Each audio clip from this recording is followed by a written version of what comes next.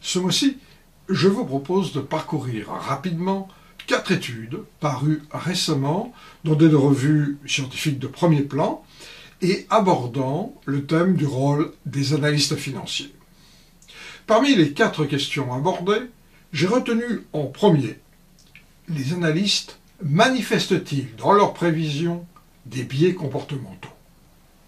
La question des biais de comportement a été très étudiée chez les investisseurs. Elle est plus nouvelle concernant les analystes. Or, la fréquence élevée de révisions extrêmes semble bien traduire leur présence. Les 3 autres questions sont 2.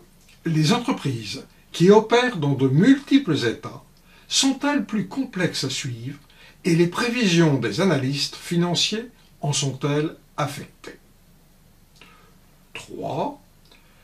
Est-ce pour les firmes dotées des meilleures gouvernances que les analystes les plus performants arrivent à produire des prévisions plus fiables?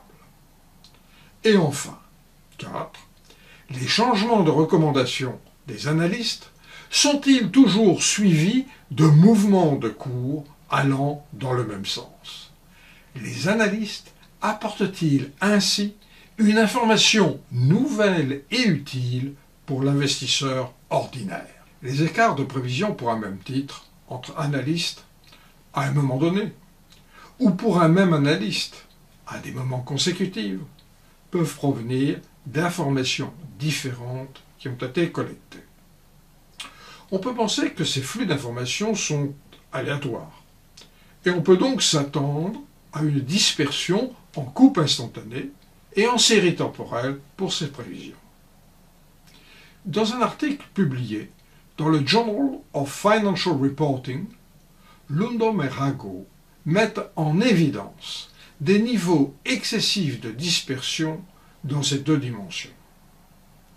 Ils relient la présence de ces anomalies à des biais comportementaux. Le test porte sur des observations trimestrielles provenant de la base IBUS entre 1983 et 2013. Pour figurer dans cet échantillon, la condition retenue est qu'il existe au moins 4 informations disponibles pour estimer une variance.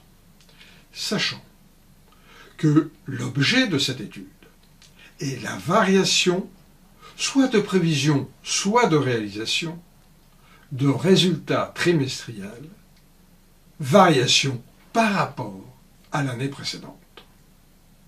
L'échantillon contient ainsi près de 300 000 observations.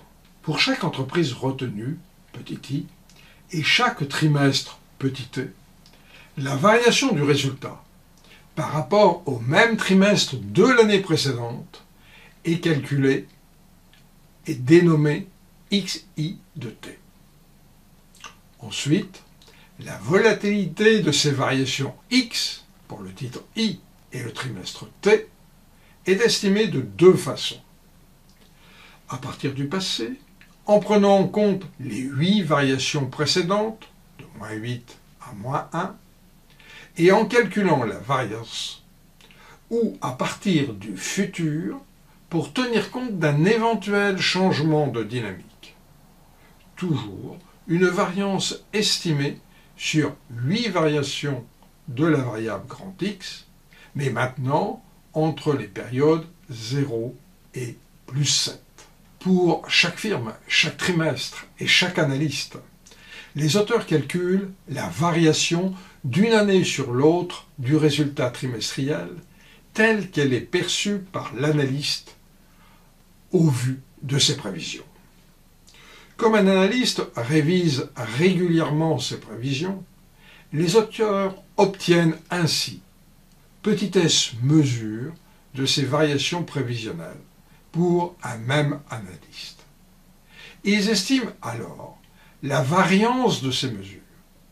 De même, ils calculent en coupe transversale la dispersion des variations prévues contemporaines à travers les cas estimations fournis par les cas analystes différents qui suivent cette firme. Ainsi, les auteurs disposent de deux mesures de volatilité, l'une en série temporelle et l'autre en coupe instantanée. Le fondement théorique de l'analyse est le suivant.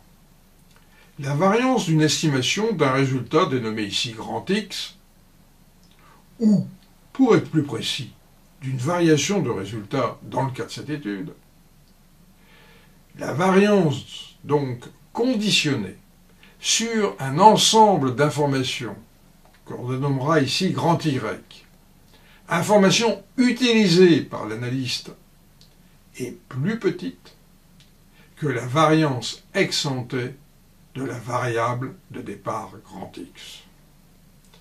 À partir de là, Lundom et Rogo calculent les différences entre les estimations de variance des variations prévues par les analystes et des variances des variations de résultats trimestriels. Si ces différences prennent des valeurs positives, elles caractérisent alors des cas de dispersion excessive.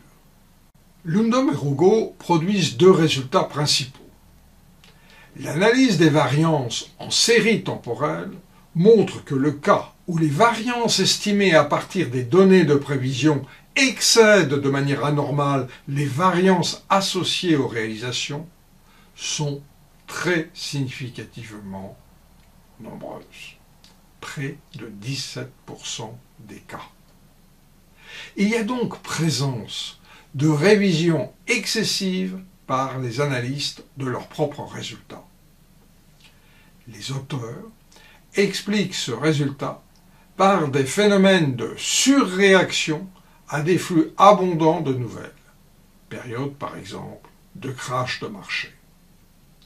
De même, les études en coupe instantanée montrent des fréquences anormalement élevées, près de 8%, de divergences excessives entre analystes. Les auteurs suggèrent que ce second type de phénomène est dû à des comportements stratégiques. Par exemple, quand les erreurs de prévision ont été faibles, certains analystes cherchent à se distinguer. Ils montrent aussi que lorsque certains analystes révisent de manière excessive leurs prévisions, alors les comportements stratégiques sont plus puissants, disposant ainsi d'une base de désaccord. Le monde des marchés, très volatile, n'est pas celui de l'harmonie.